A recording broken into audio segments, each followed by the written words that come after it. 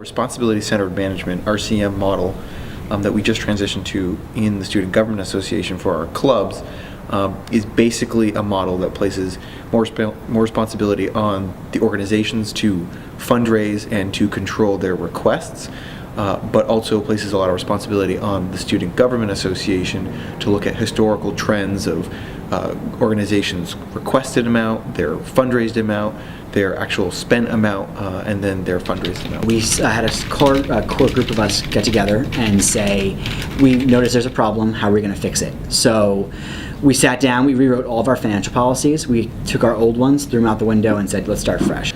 So it would be fine over the last decade or so if the amount requested went up like this and the amount allocated went up in tandem, but instead it turned into a logarithmic scale, and the amount requested far exceeded and increased exponentially every year.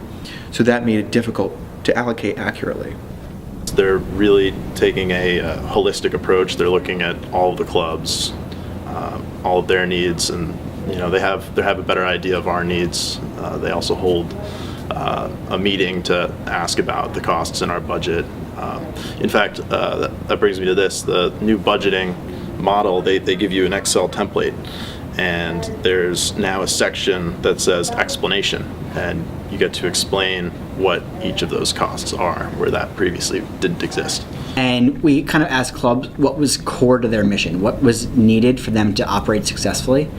And once we had a better idea of where the money was needed, our goal was, as we allocated, to focus it to the core mission of each organization. Clubs paid attention, and club leaders have actually bought into this system, and they want to be more entrepreneurial, more creative, and help the SGA allocate better, because they know that means they're going to get more money in the long run.